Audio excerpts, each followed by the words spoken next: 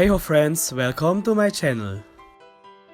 In this video, I am going to show you my PvE build of Warlock hero class Morroc. Morroc uses dark element skills to attack while inflicting Demon King's Wrath on enemy that can explode and deals high dark magic damage. Thanks to recent update, Nidhogg can convert her enemies into holy, improving any dark damage dealt to enemies. For that reason, Morroc is a perfect class to be paired with Nidhogg, especially for instances such as Airship and Constellation Tower. Nevertheless, Morroc is a strong class on his own, especially in his real form as Demon King. Can this build compete with another PvE classes? Let's find out together. Before we start, don't forget to show some loves, like and subscribe. Alright, let's do this!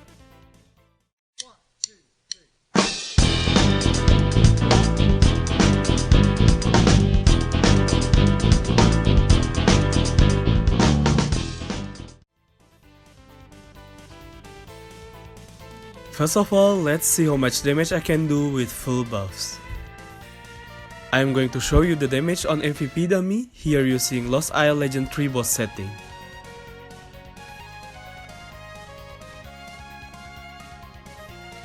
Dark Night Stream is Morroc's main DPS active skill and deals about 10 millions per second without self buffs. With both self buffs Dark King's Array and Odorless Shackle, the boss can take damage up to 17 million per hits, which is a damage increase by 70%. Additionally, after some times, you also deal an additional damage thanks to Demon King's Wrath dealing about 27 millions per hit.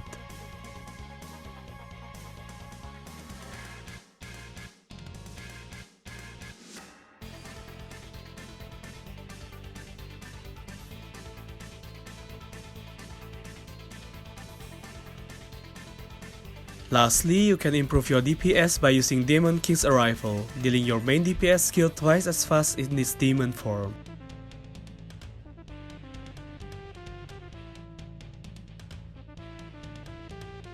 First of all, I am going to show you how the stats should be distributed and which attributes are important for instances. Int is your basic stats to boost your magic attack, so max this out. Fit is also needed to increase magic attack and magic damage reduction thanks to Morroc's passive skill Demon King's Will, also max this out too. You can put the remaining points on luck to improve your magic crit damage in case you use magic crit damage equipments and cards like Shell Shepherd Star card and Encomnia's Backhead gear. For legend instances, you need following requirements.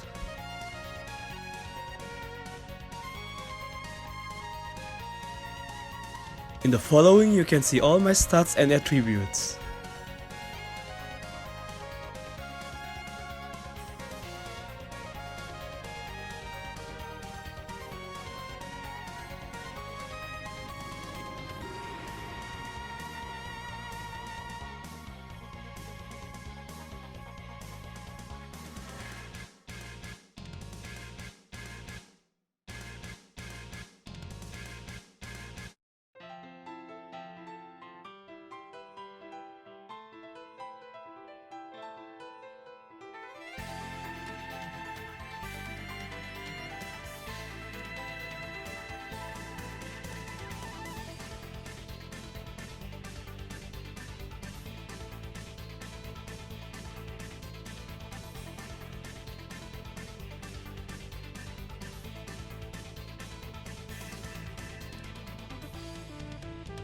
For Hero class, you can max out all the skills. All the skills can be leveled up with skill points except the core skill, which can be leveled up only by activating Rune's second line. Darkness Dominator is Morroc's core skill, allowing some of his skills to inflict one stack of Demon King's Wrath that can deal dark true or magic damage to enemy. The higher the level of the skill is, the more the damage will be. The damage is also additionally increased by 4% for each int. At core level 4, Demon King's Wrath can reduce target's demon damage and demon damage reduction by 25%. And at max core, Demon King's Wrath deals an additional damage depending on target's current debuffs, Especially for PVE, you can stack 3 Wrath instead of 1 for each skill. Dark Knight Storm is Morroc's main DPS skill, summoning Dark Tornado that deals dark magic damage to enemies. This skill can inflict one stack of Wrath and Dark debuff on enemy. Your damage to enemy with Dark debuff is increased by 50%. With Odorless Shackle, you can link yourself with one enemy to force your enemy to slow down while inflicting one stack of Wrath per second. In addition, Dark Knight Storm deals 50% more damage to chain enemy as long as Morroc's weapon tier 5 is activated. End of Everything allows you to gain one stack of Origin of Chaos for each inflicted Wrath, which increases your dark damage up to 30%. By using this skill, you can deal dark damage every 0.2 seconds for each stack of Chaos you consume. Demon King's Array is a buff skill to improve your HP loss and magic damage by 25%. Dark Knight Shroud is your defensive skill, allowing you and your teammates in the skill area to gain 50% dark damage reduction. At the same time, enemy's element attack is forced to change to dark element, making this skill an ultimate defensive skill for Morroc. With Demon King's arrival, Morroc shows his real form as Demon King and changes his race into Demon temporarily while gaining 30% final damage reduction. Additionally, all debuffs are cleared, his HP is fully recovered, and some of his skills are improved. Followings are the 4 improved skills in this form. First, in his Demon form, Morroc automatically activated both Demon King's Array and Dark Knight Shroud with high radius of 12 meters.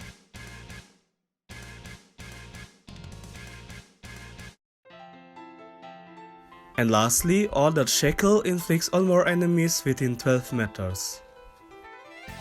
And thanks to King's Protection, you can use Demon form as an anti-fatal skill. Demon King's Reflections removes one buff from enemies while dealing damage and inflicting wrath to them. Two-Face Demon King allows you either to deal more damage to demi-human or taking less damage from that race.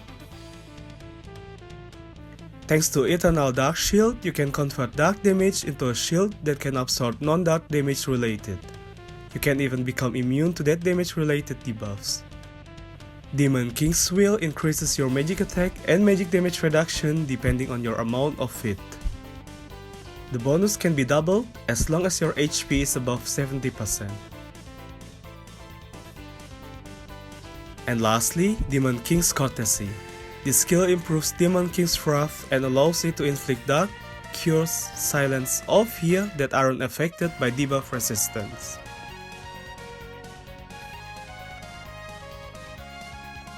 This is my equipment overview of main and shadow equipments.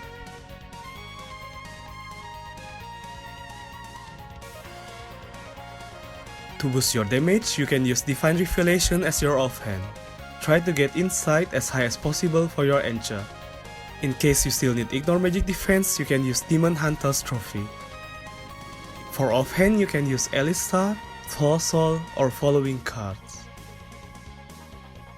For armor, I currently use this one to boost both my magic attack, penetration, and ignore magic defense.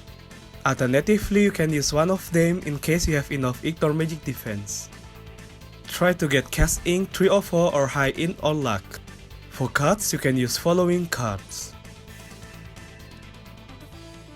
For Garment, I choose Classical Robe to boost both my ignore magic defense and skill damage with Arcane as Encha.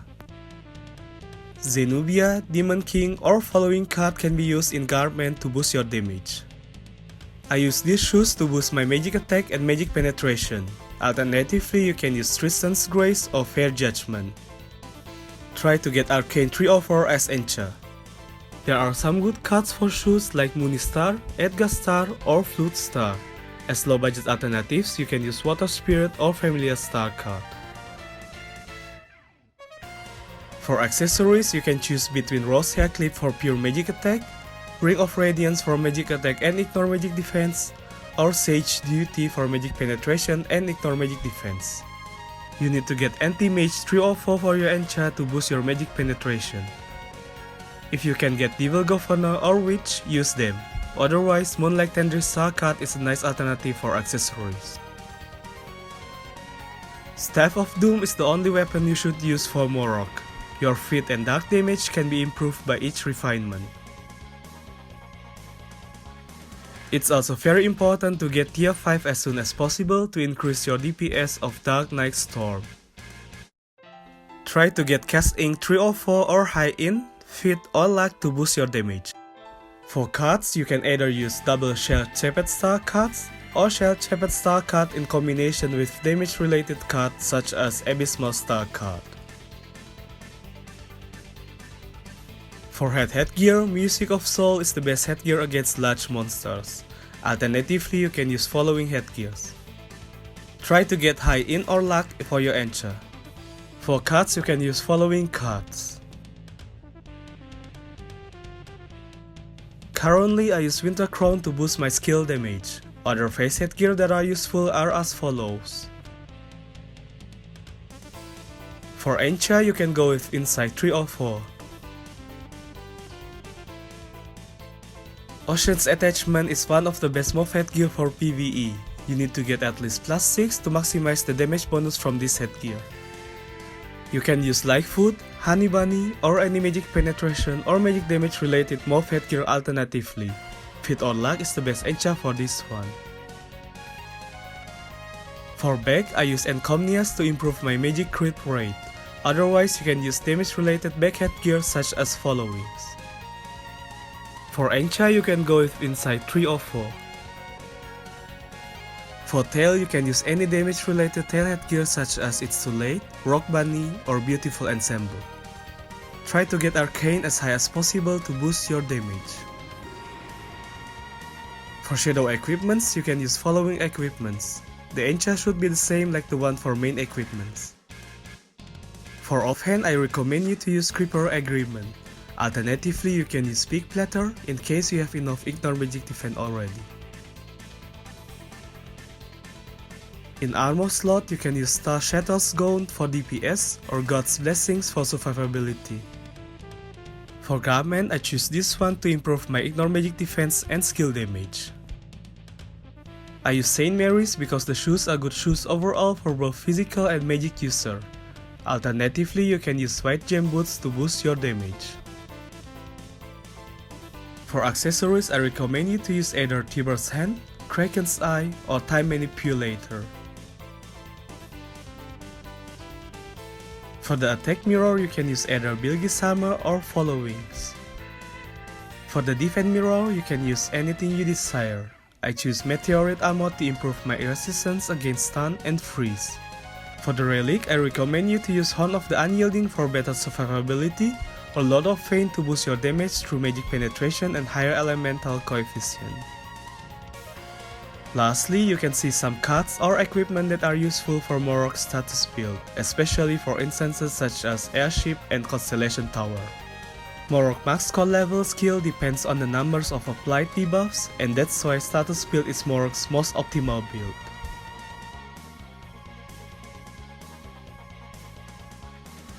For the attribute runes, you can put yours as shown below. For the advanced runes, your priority should be to get them all with activated second lines to get max score level 7. With Dominating Reflecting Rune, you can inherit target's magic attack, magic penetration, and magic damage while using Demon King's Reflection. Sadly, this rune works only for PvP and not for PvE. Demon's King's Arrival rune allows Morroc to get invincibility for up to 5 seconds after transforming into demon form. You can heal yourself after obtaining Origin of Chaos thanks to End of Everything rune. This effect is doubled in its demon form. Whole Knight's Throat rune improves your dark damage with ability to counter multiplayer against all elements up to 25%. This rune is very important for your DPS, so try to get high first line with activated second line. Demon's Array rune reduces debuff resistance of enemies in the area of Demon King's Array. This rune can be useful for PvE such as in Airship or Constellation Tower. Lastly, Dark Knight Storm improves the damage of the skill by up to 50%. Try to get second light with high first line. For arcane runes, I recommend you to use following runes. Use White Blade rune to boost your damage, mostly if you do solo instances and boss gets to approach to you to attack. Transmission rune can optimize the damage of your Dark Knight Storm if your enemy is 6 meters away from you.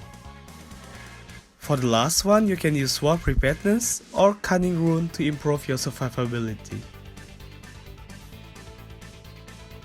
For AC runes, you can like on all the rune points with guild contributions.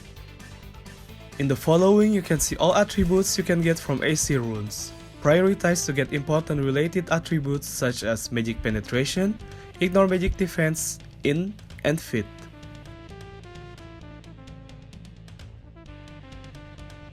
For equipment memories, I would recommend you to use followings.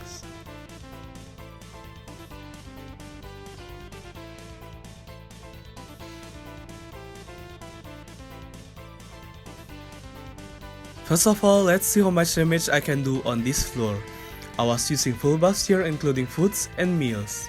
Here I was using Demon King's Arrival at the beginning, which triggered Demon King's Array and Dark Knight Shroud automatically. After that, I immediately used Odorless Shackle to improve my DPS.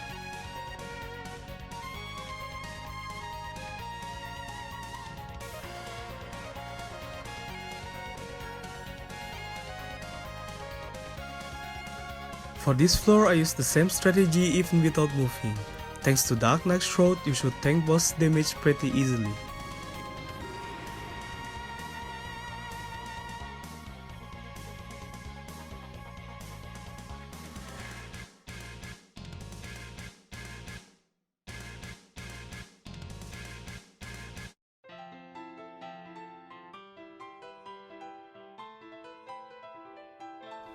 For this floor, I changed my strategy a bit. I used Demon King's Array and Dark Knight Shroud manually in the first place. I wanted to kill the summoned MVP as soon as possible, and that's why I saved my Demon King's Arrival for second phase.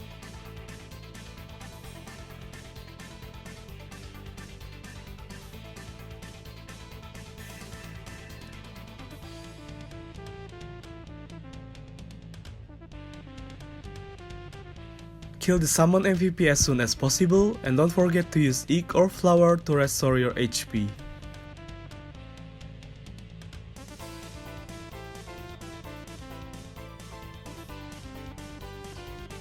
Soon after, kill one of the red orb and go to the heart to kill it as soon as possible.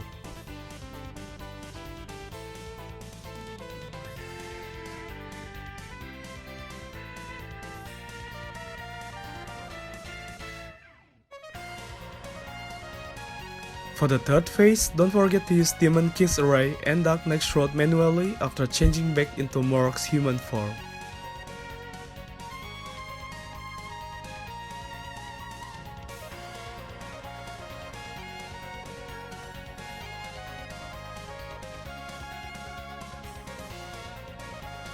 For PML1, Morroc is clearly at a disadvantage because his dark damage deals only 25% against undead monsters.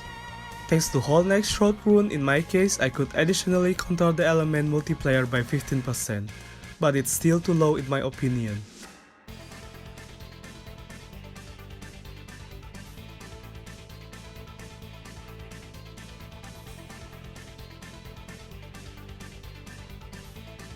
Sadly, I couldn't finish this floor with my core level 4. I might try it again in the future with Morroc after getting max core level. In the following, you can see the list of pro and contra of using Morroc for PVE.